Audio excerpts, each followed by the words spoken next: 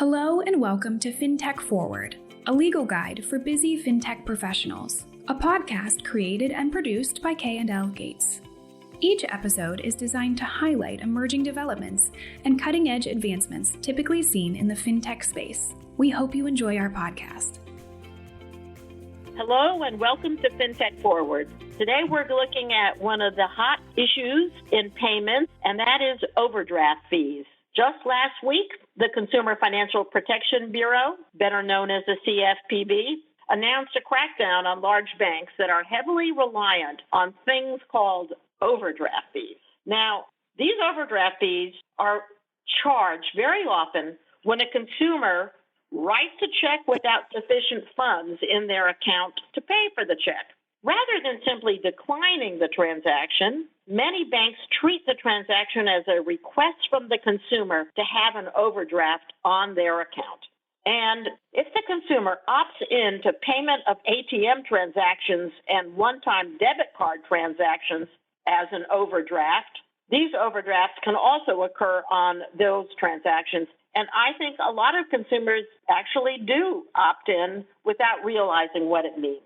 Here's how it works. If somebody goes to an ATM and they've opted in and they put in they want $200, but they don't have $200, they only have $100 in their account, the bank, if they've opted in, will approve it and give them the full $200, but then they will charge an overdraft fee. And that's often somewhere between $25 and $35 each time. So these kinds of fees might make sense for a $200 ATM withdrawal, but we've heard lots of horror stories about someone buying like a $5 cup of coffee, using their debit card, and then they get charged $30 when the bank agrees to let them get the $5 cup of coffee. And of course, that's not what overdraft fees are intended for, but that's why they cause a lot of complaints.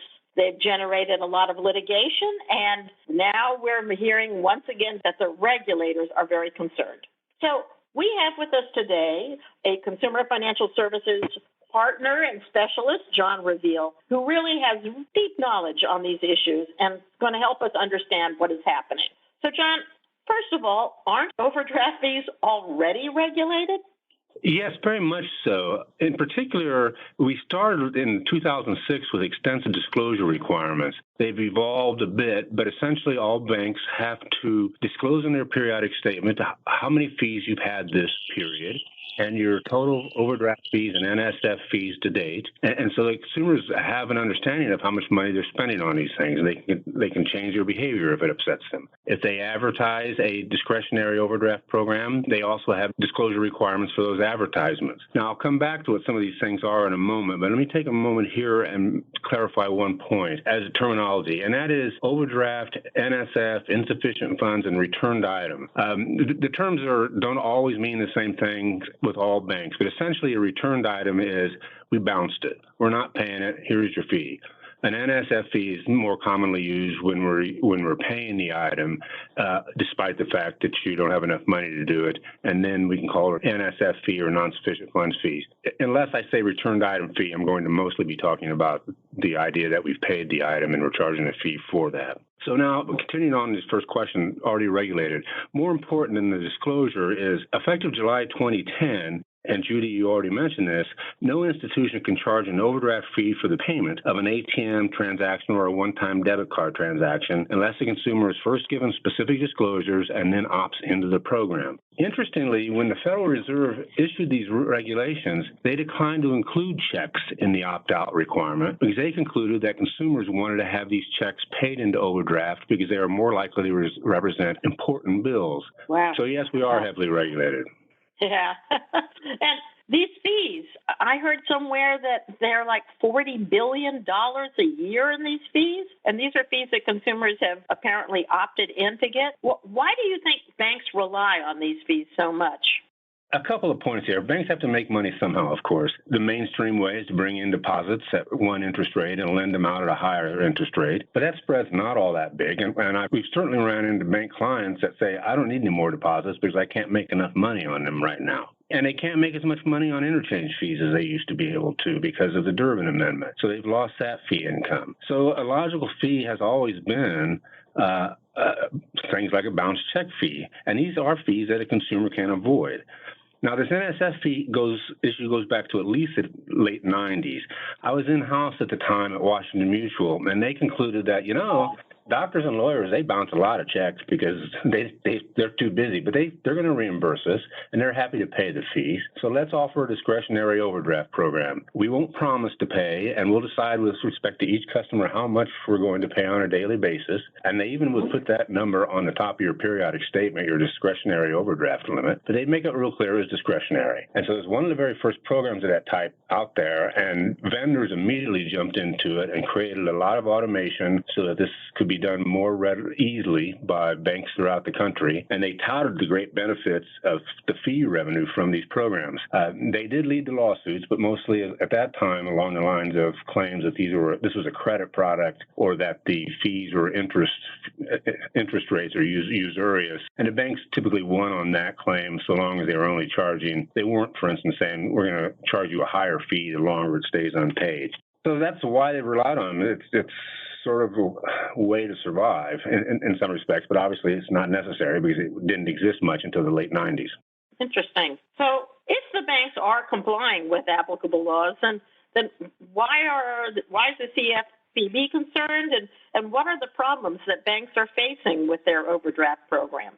The CFPB's concern is a bit different, and I'll come back to that a bit later in this podcast. But what's happening now is that rather than bringing claims under the laws that regulate overdraft practices, like Regulation E or Truth in Savings, plaintiffs are suing banks and credit unions for breach of contract or breach of the implied covenant of good faith and fair dealing. There are two main lines of class action at this time, both of which really relate to supposed ambiguities in the bank's disclosures and account agreement, and sometimes inconsistencies among these materials.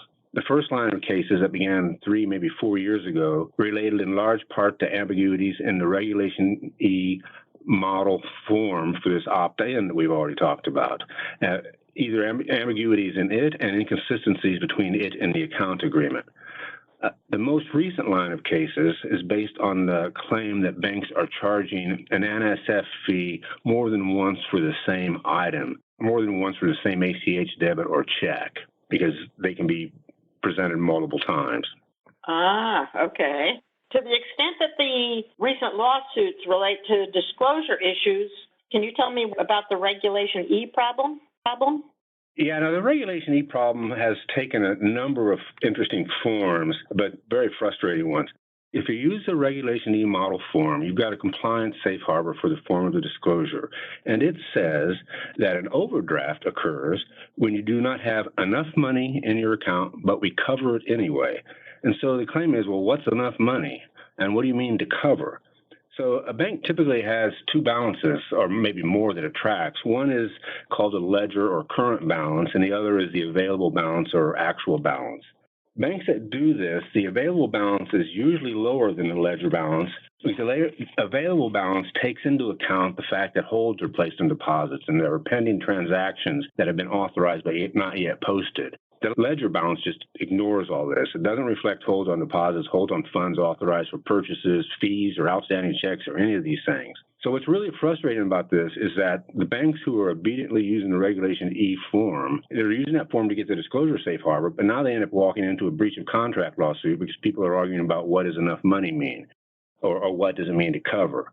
One of the very early cases was against Navy Federal Credit Union, and it's been an odd situation here where the credit unions for a long time were taking the brunt of these cases. I'm not sure who had it out for credit unions, but Navy Federal has been really chewed up in these things. And allegedly what they were doing was when a debit card transaction was authorized, they would sequester or set aside funds for the transaction, waiting until it actually posted. But then if a subsequent ATM were to come in, they'd go ahead and cover the ATM transaction, basically using up the funds for the debit card transaction.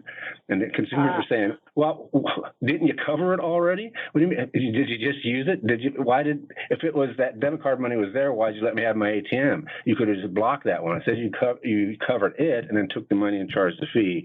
And the court agreed with the plaintiffs on that one, and Navy Federal ended up losing that particular case. And there are several along that line, some going so far as to say, yeah, all well and good that your disclosure complies with Reg E, but you still have to comply with state law and you breached your contract.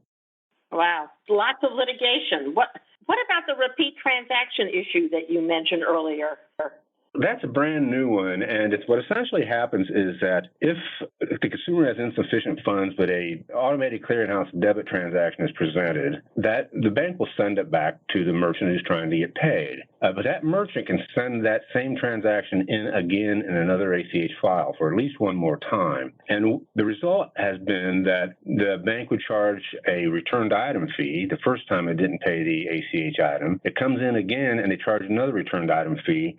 And when you look at the disclosure, it just simply says that a fee may be charged if a check, debit, or other transaction is posted to your account without sufficient funds, and didn't explain that, and this might happen more than once. So this issue and the other issue are being addressed by everyone rewriting all their disclosures, trying to cover scenarios that only these plaintiffs' lawyers can cook up. Because these agreements have said these things for decades, but now suddenly someone's finding holes in them.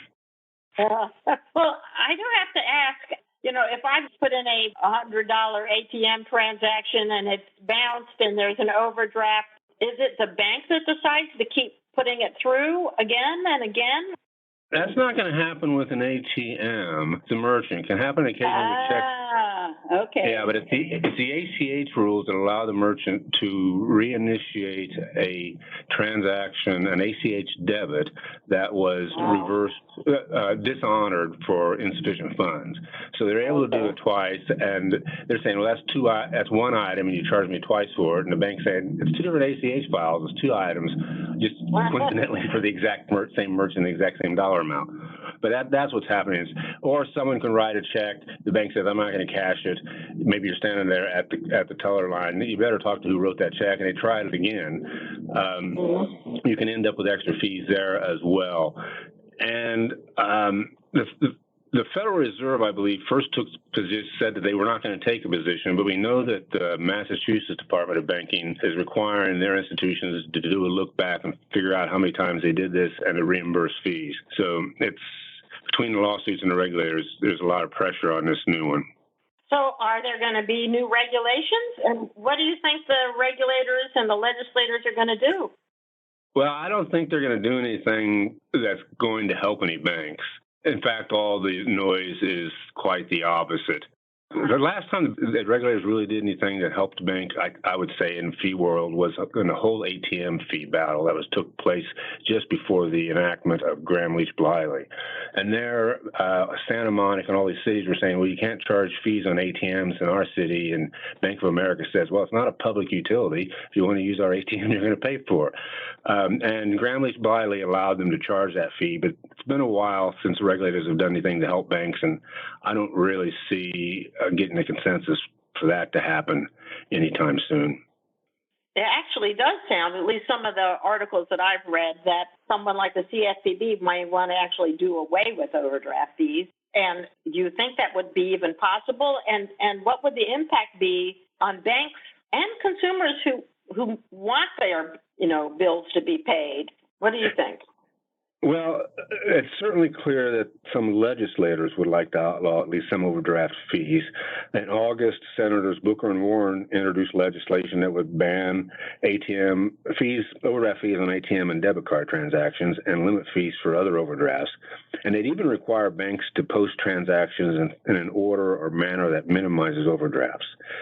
I think it'd be harder for the CFPB to directly ban these fees, but we know that they're awfully good at indirectly banning things they don't like.